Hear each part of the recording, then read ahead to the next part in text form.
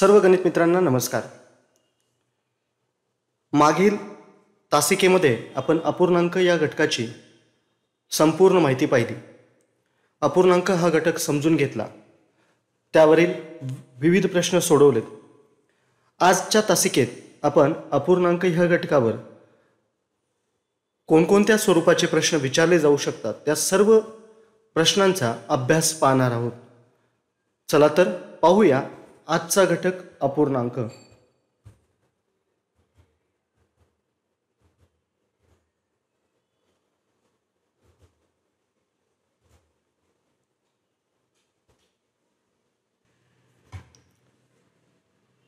प्रश्न 1, पुढील दिलेल्या संख्यांमध्ये अंशाधिक अपूर्णांक व छेदाधिक अपूर्णांक यांचे वर्गीकरण करा। अंशाधिक अपूर्णांक म्हणजेच इंग्लिशमध्ये आपण त्याला इम्प्रॉपर फ्रॅक्शन म्हणतो, तर छेदाधिक अपूर्णांक याला प्रॉपर फ्रॅक्शन असे आपण म्हणतो। तर आपल्याला पुढे ज्या संख्या दिल्या राहतील त्या संख्यांमधून अंशाधिक म्हणजेच इम्प्रॉपर फ्रॅक्शन आणि छेदाधिक म्हणजेच प्रॉपर फ्रॅक्शन यांचे वर्गीकरण करायचे आहे। आपल्यासमोर काही अपूर्णांक दिलेले आहेत। यामधील जे इम्प्रॉपर म्हणजेच अंशाधिक अपूर्णांक आहेत ते अंशाधिक अपूर्णांकांच्या तक्त्यामध्ये आपण खाली लिहिणार आहोत, तर छेदाधिक अपूर्णांकांच्या तक्त्यात जे प्रॉपर फ्रॅक्शन किंवा छेदाधिक आहेत त्यांचे आपण वर्गीकरण करणार आहोत। आपल्या सर्वांना माहिती आहे की जिथे छेदापेक्षा अंश मोठा असेल त्याला अंशाधिक म्हणतो आणि जिथे अंशापेक्षा छेद मोठा असेल त्याला छेदाधिक असे म्हणतो। चला तर यांचे वर्गीकरण करूया। सर्वात आधी 3/7 यामध्ये 7 हा छेद मोठा आहे म्हणजेच हा प्रॉपर फ्रॅक्शन म्हणजे छेदाधिक आहे। सेकंड 5/9 हा सुद्धा छेदाधिक अपूर्णांक आहे। अंश हा पुढील 6/2 हा अंशाधिक अपूर्णांक आहे कारण इथे अंश मोठा आहे। पुन्हा 9/5 मध्ये सुद्धा अंश मोठा येतोय। पुढची संख्या आहे 7/4 हा सुद्धा अंशाधिक अपूर्णांक आहे। आणि शेवटचा 12/13 हा छेदाधिक अपूर्णांक। अतिशय साधा आणि सोपा प्रश्न आपल्या सर्वांना परीक्षेत अशा स्वरूपात विचारला जाऊ शकतो, वेगवेगळे अपूर्णांक देऊन, की ज्यामध्ये छेदाधिक अपूर्णांक ओळखा किंवा अंशाधिक अपूर्णांक ओळखा अशा स्वरूपाचा प्रश्न येऊ शकतो। या प्रश्नावर आधारित तुम्हा सर्वांना एक सराव प्रश्न मी देतोय। पुढे दिलेल्या सर्व अपूर्णांकांचे वर्गीकरण करा प्रॉपर फ्रॅक्शन आणि इम्प्रॉपर फ्रॅक्शनमध्ये। व्हिडिओ थोड्या वेळासाठी पॉज करूया आणि सर्व अपूर्णांक वहीमध्ये लिहून त्याचे अंशाधिक अपूर्णांक आणि छेदाधिक अपूर्णांक यात वर्गीकरण करूया। आपल्या सर्वांसमोर अपूर्णांक लिहिलेले आहेत। 2/8, 5/4, 1/2, 15/30, 19/20 आणि 14/4 याचे आपण ह्या अंशाधिक आणि छेदाधिक यामध्ये वर्गीकरण करणार आहात। चला तर पुढील प्रश्न पाहूया। पुढील दिलेल्या अपूर्णांकांमधील सममूल्य अपूर्णांकांच्या जोड्या लिहा। सममूल्य अपूर्णांक म्हणजेच काय? Equivalent fraction. आपल्याला एक सममूल्य अपूर्णांक कसे तयार करायचे याचा आपण अभ्यास केलेला आहे। तर आपल्याला ह्या दिलेल्या अपूर्णांकांमध्ये ज्या सममूल्य अपूर्णांकांच्या जोड्या असतील त्या आपल्याला शोधायच्या आहेत। 1/2, 6/9 आणि 2/3, 5/10 असे 4 अपूर्णांक आपल्याला दिलेले आहेत। यामध्ये आपल्याला 2 जोड्या शोधायच्या आहेत। तुमच्या एक गोष्ट लक्षात येईल की 1/2 आणि 5/2 हे सममूल्य अपूर्णांक आहेत। 1/2 ला छेदस्थानी आणि अंशस्थानी समान अंकाने जर गुणाकार केला 5 या समान अंकाने तर आपल्याला त्याचा सममूल्य अपूर्णांक म्हणजे 5/10 हा मिळतो। म्हणून पहिली जोडी आपल्याला मिळाली 1/2 आणि 5/10। दुसरी जोडी बघूया 6/9 आणि 2/3 हे सममूल्य आहेत की नाही हे आपल्याला शोधायला हवे। 6/9 आणि 2/3 यामध्ये आपल्याला दिसतोय की 6/9 ला जर 3 ह्या अंकाने अंश आणि छेद या दोघांना जर भागितले तर आपल्याला 2/3 हा अपूर्णांक मिळतो. म्हणजेच 6/9ला एका समान अंकाने भागितल्यामुळे आपल्याला त्याचा सममूल्य अपूर्णांक मिळतो. म्हणजे ही सुद्धा सममूल्य अपूर्णांकाची जोडी आहे. सममूल्य अपूर्णांकांची जोडी कशी तयार करायची किंवा कशी शोधायची याचा आपण मागील तासिकेमध्ये सराव केलेला आहे. तो तुम्ही पुन्हा एकदा पाहावा अशी एक विनंती करेल. एखाद्या अपूर्णांकाला एखाद्या समान संख्येने अंश आणि छेदाला गुणाकार केला किंवा भागाकार केला तर आपल्याला जो अपूर्णांक मिळतो तो त्या अपूर्णांकाचा सममूल्य अपूर्णांक असतो. तुमच्यासाठी पुन्हा एकदा सरावासाठी काही अपूर्णांक देतोय, त्यातील सममूल्य अपूर्णांकांच्या जोड्या शोधायच्या आहेत. व्हिडिओ थोड्या वेळासाठी पॉज करून हे अपूर्णांक तुम्ही वहीत लिहून घ्याल आणि यातील सममूल्य अपूर्णांकांच्या जोड्या एकेका आडव्या ओळीत लिहाल.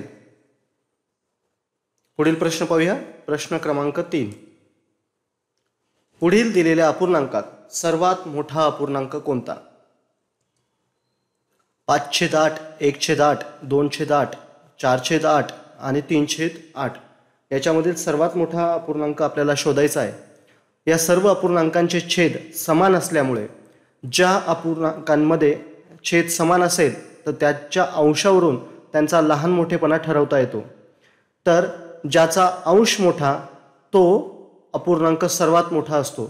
यामध्ये सर्वांचा छेद समान 8 असल्याने येथे सर्वात मोठा अंश हा 5 असल्याने सर्वात मोठा अपूर्णांक हा आहे 5/8. अतिशय सोपा प्रश्न आहे. सरावासाठी तुम्हाला सुद्धा देतोय की पुढील दिलेल्या अपूर्णांकात सर्वात मोठा अपूर्णांक कोणता? 2/9, 7/9, 5/9 व 3/9 या 4 अपूर्णांकांमध्ये सर्वात मोठा अपूर्णांक कोणता हा तुम्ही शोधायचा आहे. ज्याप्रमाणे आपण सर्वात मोठा अपूर्णांक शोधला त्याप्रमाणे आपल्याला सर्वात लहान अपूर्णांक सुद्धा शोधता येईल. समान छेद असल्यास ज्याचा अंश लहान तो अपूर्णांक लहान. या नियमानुसार तुम्हाला सहज समजेल की या सर्वांमध्ये सर्वात लहान अपूर्णांक कोणता. तर हा सराव प्रश्न तुमच्यासाठी आहे. तुम्ही सर्वांनी हा प्रश्न सोडवायचा आहे. पुढे बघूया. प्रश्न क्रमांक 5.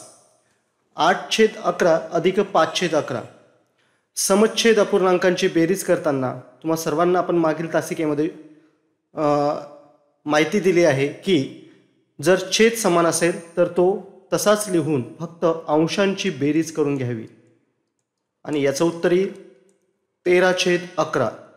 अतिशय सोपे प्रश्न आहेत.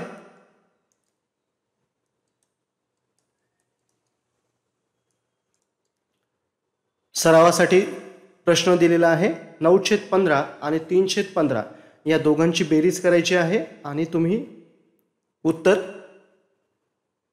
नोंदवायचे. पुढचा प्रश्न बघूया.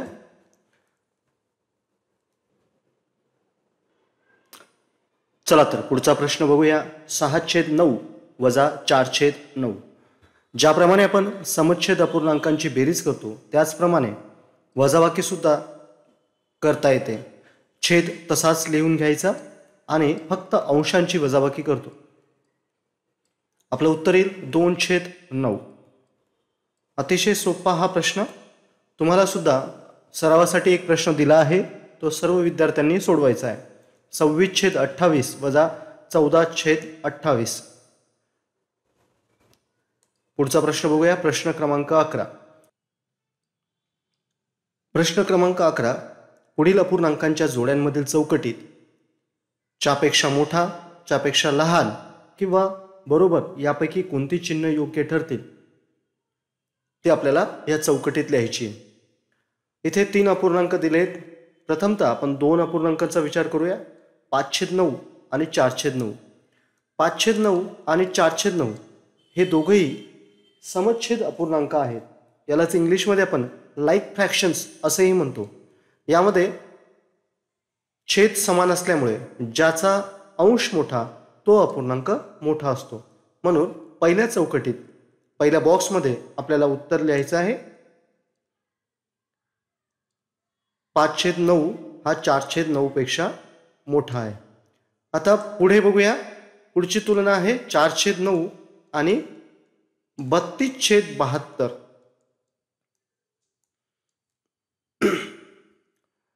दोन्ही अपूर्णांकांचे छेद हे समान नाही, परंतु आपल्या एक लक्षात येईल की 4/9 या अपूर्णांकास जर अंश आणि छेद या दोघांना जर 8 या अंकाने जर गुणाकार केला, 8 या अंकाने गुणले, तर आपल्याला 32/72 हा नवीन सममूल्य म्हणजेच इक्विव्हॅलंट फ्रॅक्शन आपल्याला मिळतो.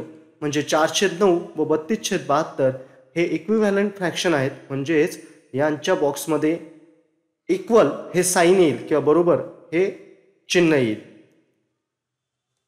आपल्या सरावासाठी प्रश्न क्रमांक 11 देत आहे की आपण ह्या तिन्ही अपूर्णांकांमध्ये च्यापेक्षा मोठा, च्यापेक्षा लहान किंवा बरोबर अशी योग्य चिन्ह लिहाल. व्हिडिओ पॉज करून सदर अपूर्णांक लिहून घ्यावेत. चला पुढचा प्रश्न बघूया. प्रश्न क्रमांक 12. प्रश्न क्रमांक 12 म्हणजे पुढील दिलेले अपूर्णांक चढत्या क्रमाने लिहिल्यास मध्यभागी कोणता अपूर्णांक येईल. 3 अपूर्णांक दिलेत, 8/9, 3/9 आणि 5/9. प्रश्न आपल्याला असा दिला आहे की यांचा चढता क्रम लिहायचा आहे आणि मध्यभागी कोणता अपूर्णांक येईल तो आपलं उत्तर असेल. चला तर यांचा पहिल्यांदा चढता क्रम लावूया. समच्छेद अपूर्णांक असल्यामुळे सर्वात सर्वात लहान अपूर्णांक आपण शोधूया. तर सर्वात लहान अपूर्णांक येईल 3/9. त्याच्यानंतर मोठा अपूर्णांक येईल 5/9 आणि सर्वात मोठा अपूर्णांक यामध्ये आहे 8/9. आता आपल्याला चढता क्रम लावल्यानंतर यामध्ये मध्यभागी कोणता पूर्णांक आला तर 5/9. म्हणून आपलं उत्तर असेल 5/9.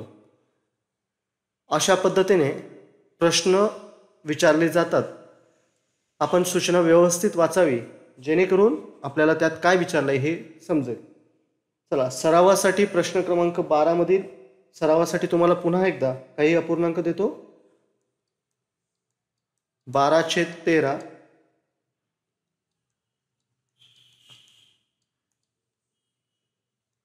19/13 आणि 16/13 चढत्या क्रमाने लिहिल्यास मध्यभागी कोणता अपूर्णांक येईल तो शोधायचा आहे.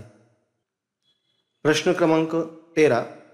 6/9 याचे 2 सममूल्य अपूर्णांक कोणते ते आपल्याला शोधायचे. आता आपल्याला 6/9 याचे 2 सममूल्य अपूर्णांक शोधायचे. याचे तुम्ही कितीही सममूल्य अपूर्णांक शोधू शकतात. सममूल्य अपूर्णांक म्हणजेच इक्विव्हॅलंट फ्रॅक्शन. फक्त आपल्याला शोधताना अंश आणि छेद यांना कोणत्याही एकाच संख्येने गुणायचे आहे किंवा भागायचे आहे. मी 2 या संख्येने भागितले तर आपल्याला पहिला सममूल्य अपूर्णांक भेटेल 12/18. तुम्ही 3 या संख्येने जर दोघांना भागितले तरी सुद्धा तुम्हाला एक सममूल्य अपूर्णांक भेटेल.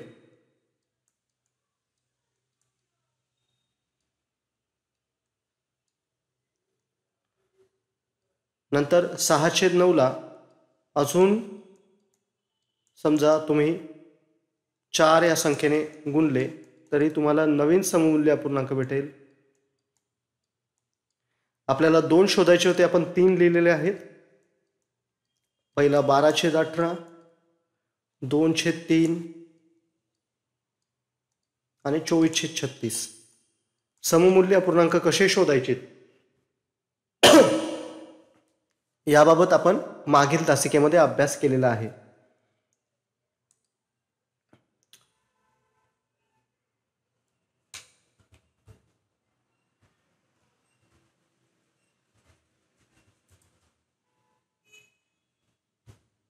सरावासाठी प्रश्न दिलाय 12/15 याचे 2 सममूल्य अपूर्णांक तुम्ही शोधायचे.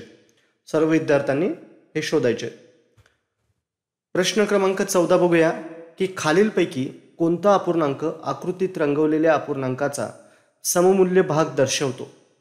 आपल्याला प्रश्नपत्रिकेत असा प्रश्न येऊ शकतो की एक आकृती दिली जाईल, त्याचा काही भाग रंगवलेला असेल त्याचा सममूल्य अपूर्णांक आपल्याला लिहायचा आहे. आता आकृतीमध्ये बघितले तर एकूण किती भाग आहेत ते आपण मोजूया. 1 2 3 4 आणि 5. 5 भाग आहेत आणि या 5 पैकी 3 भाग रंगवलेले आहेत म्हणजे 3/5 हे हा तो अपूर्णांक आहे. याचा आपल्याला सममूल्य अपूर्णांक शोधायचा आहे. आता 1/5 नाही येणार. 15/25 बघा, या दोघांना जर 5ने जर गुणाकार गुणले तर आपल्याला 15/25 हा नवीन सममूल्य अपूर्णांक भेटतो. 32/80 नाही येणार, कारण 32ला 3ने भाग जात नाही. 10/15 येथे सुद्धा सममूल्य अपूर्णांक येणार नाही. आपलं योग्य उत्तर आहे 15/25.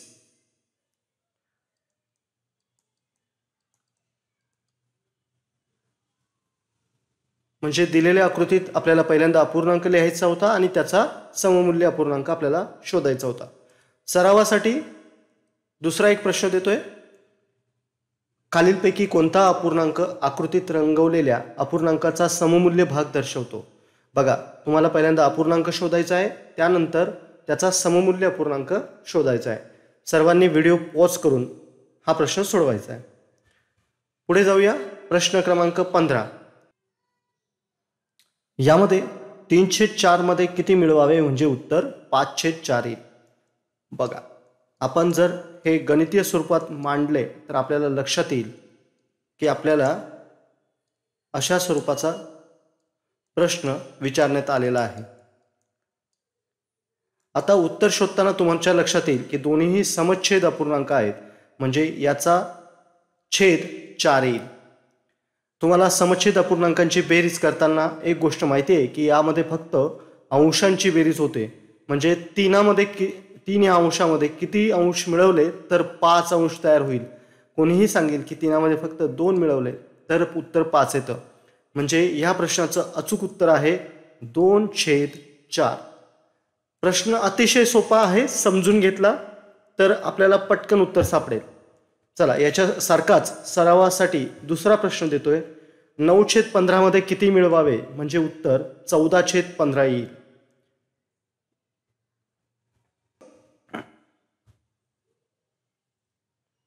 पुढचा प्रश्न बघूया. 16वा प्रश्न. राहुलने एक पेरू विकत घेतला, त्यापैकी 6/9 भाग खाऊन टाकला तर पेरूचा किती भाग शिल्लक राहील? ओके, आता आपल्या सर्वांना अशा स्वरूपाचा प्रश्न सोडवायचा असेल तर तुम्ही एक साधासा आडवा टेबल जरी काढून घेतला तर तुमच्या लक्षात येईल की असे प्रश्न कसे सोडवावेत. मी इथे एक स्तंभ काढलेला आहे, आडवा स्तंभ काढलेला आहे आणि त्याचे एकूण 9 भाग केले. आता ह्या 9 भागां समजा की राहुलने त्या पेरूचे असे 9 भाग केले होते आणि त्यातील 6 भाग खाऊन घेतले. बघा, या आडव्या स्तंभाचे 6/9 त्याने खाल्लेत. आता किती उरलेत? कोणीही सांगेल डोळे बंद करून की सर या पेरूचे 3/9 इतके भाग शिल्लक राहिलेत. अचूक उत्तरी 3/9. तुम्ही वजाबाकी, बेरीज, गुणाकार ह्या सर्व गोष्टी करण्यापेक्षा अशा सोप्या स्वरूपात आकृतीच्या माध्यमातून तुम्ही जर प्रश्न सोडवण्याचा प्रयत्न केला तर तुमचं उत्तर अचूक आणि लवकरात लवकर मिळतं. की समजा एखादी वस्तू दिलेली आहे, त्याच्यापैकी एखादा भाग आपला संपलाय म्हणजे त्या वस्तूचे तेवढे समान भाग होते. आता इथे छेद काय दर्शवतो की ह्या वस्तूचे 9 भाग केलेले होते आणि त्यातले 6 भाग संपलेले आहेत, खाल्ले आहेत, वाटप केलेले आहेत. अशा स्वरूपाचे प्रश्न येऊ शकतात. मग उरलेले भाग आपल्याला शोधायचे असेल तर तुम्ही आकृतीच्या माध्यमातून सहज सोडवू शकाल. चला, असाच एक प्रश्न तुमच्या सरावासाठी. राहुलने एक पेरू विकत घेतला, त्यापैकी 5/8 भाग खाऊन टाकला तर पेरूचा किती भाग शिल्लक राहिला? अतिशय सोपा प्रश्न, तुम्ही हा सोडवाल नक्की.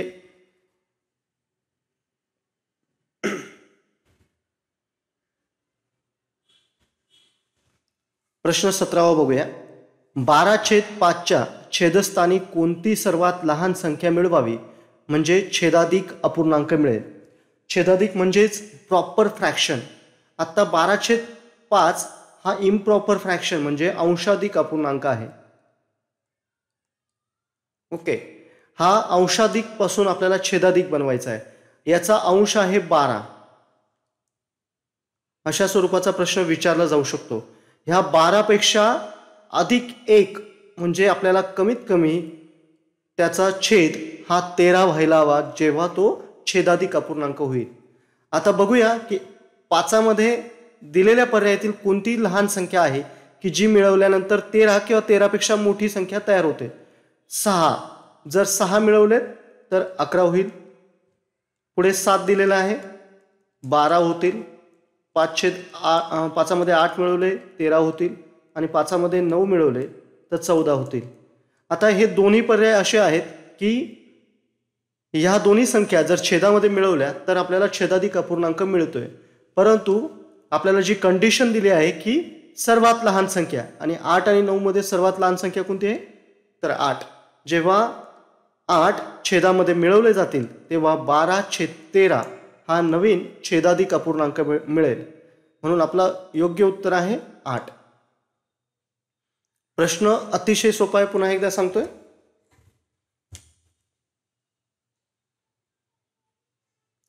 चला, अशाच स्वरूपाचा दुसरा प्रश्न तुमच्या सरावासाठी की 17/13 छेदस्थानी कोणती सर्वात लहान संख्या मिळवावी म्हणजे छेदाधिक अपूर्णांक मिळेल.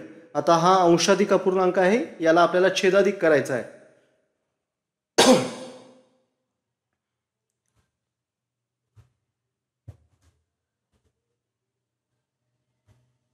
ओके, शेवटचा पर्याय चेंज केला. पुढे जाऊया. प्रश्न क्रमांक 18. रंगवलेल्या भागांची बेरीज करा. अतिशय सोपा प्रश्न आहे बघा. आता रंगवलेले भाग ह्या संपूर्ण स्तंभाचे एकूण भाग आहेत 5. आपल्याला अपूर्णांक स्वरूपात जर लिहायचं राहिला तर 5. रंगवलेले भाग आहेत 3 म्हणजे पहिला अपूर्णांक आहे 3/5, दुसरा अपूर्णांक आहे 2/5. आता 3/5 आणि 2/5 यांची आपल्याला बेरीज करायची आहे आणि ती आहे 5/5 म्हणजे 1 असे सुद्धा उत्तर आपल्याला दोन्ही स्वरूपात लिहिता येईल. तर योग्य उत्तर आहे 5/5 किंवा 1 संपूर्ण भाग तयार होतो. चला, तुमच्या सरावासाठी रंगवलेल्या भागांची बेरीज करा असा सराव प्रश्न आहे. व्हिडिओ पॉज करून तुम्ही हा प्रश्न सोडवू शकता. प्रश्न क्रमांक 20.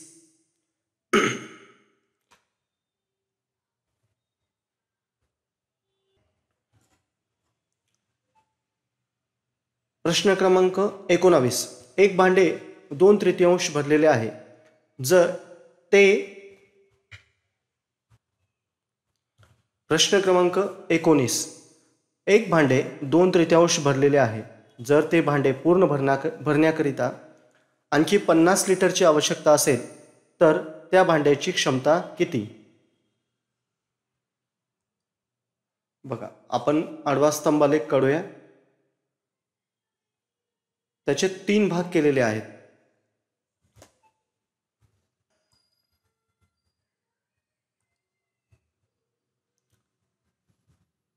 एका भांड्याचे किती भाग केलेले आहेत 3 भाग.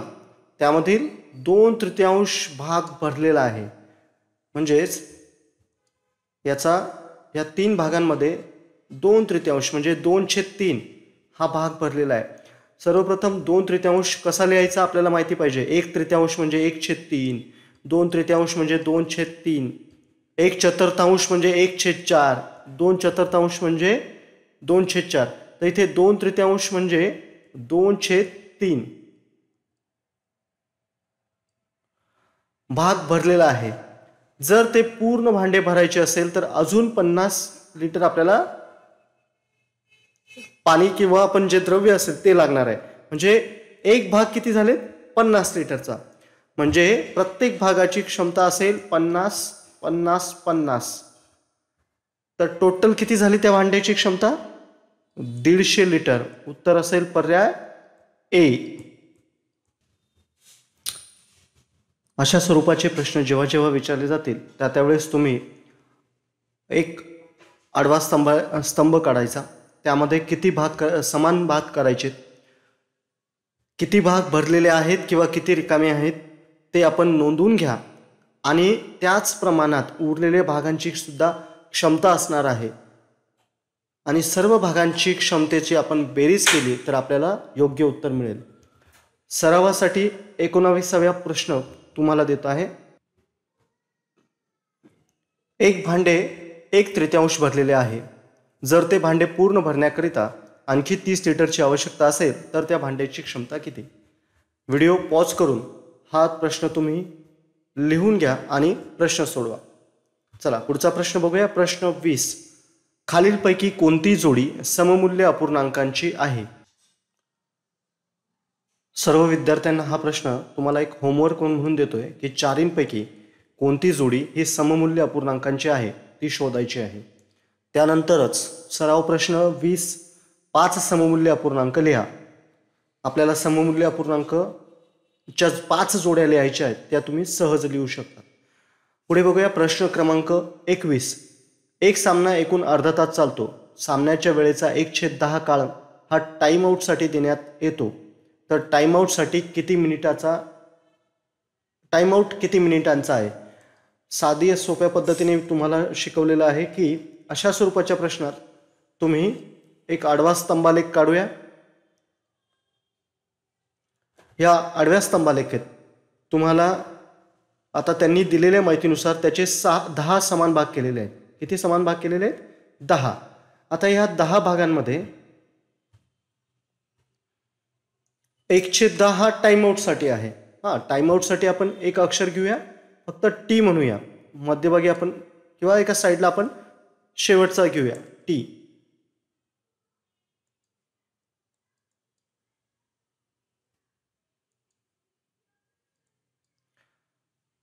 टोटल सामना जो आहे तो अर्ध्या तासांचा आहे. किती तासाचा आहे? अर्धा तास म्हणजे 30 मिनिटे. आता 30 मिनिटांचे जर 10 भाग केले तर प्रत्येकी 3 मिनिटे येतील. मग आपला टाईमआउटसाठीचा वेळ किती येणार आहे? 3 मिनिट. किती फास्ट आपण हे उदाहरण सोडवतोय की आपल्याला एक सामना दिला होता अर्ध्या तासासाठी, त्या सामन्याच्या वेळेचा 1/10 काळ हा टाईमआउटसाठी देण्यात आला होता. ह्या एका वाक्यावरून आपण त्या सामन्याचे 10 समान भाग केलेत. आता 1/10 समान भाग केल्यानंतर आपल्याला संपूर्ण सामना हा 30 मिनिटाचा होता, म्हणजे प्रत्येक 1/10 हा भाग येईल 3 मिनिटांचा आणि टाईमआउटचा आपल्याला लगेचच कालावधी सापडेल. अशाच पद्धतीने प्रश्न क्रमांक 22 दिलेला आहे, सराव प्रश्न 21 दिलेला आहे की एक सामना एकूण 1 तास चालतो. आता इथे सामना 1 तास चालतो. सामन्याच्या वेळेचा 1/10 काळ टाईमआउटसाठी देण्यात येतो. तर टाईमआउट किती मिनिटांचा असेल किंवा आहे? तुम्ही सहज उत्तर सोडवू शकता. आपण मागील अर्ध्या तासात जवळपास 42 प्रश्नांचा अभ्यास केलेला आहे. त्यातील 21 प्रश्न आपण सोडवलेले आहेत आणि 21 प्रश्न तुम्हाला सरावासाठी दिलेले आहेत. या टोटल 42 प्रश्नांचा तुम्ही अभ्यास व्यवस्थित कराल अशी अपेक्षा ठेवतो आणि या सर्व प्रश्नांच्या नोट्स तुम्ही काढाल, प्रश्न कशा स्वरूपाचे येतात हे समजून घ्याल आणि अचूक उत्तरे मला नक्की शेअर कराल अशी अपेक्षा ठेवतो. धन्यवाद.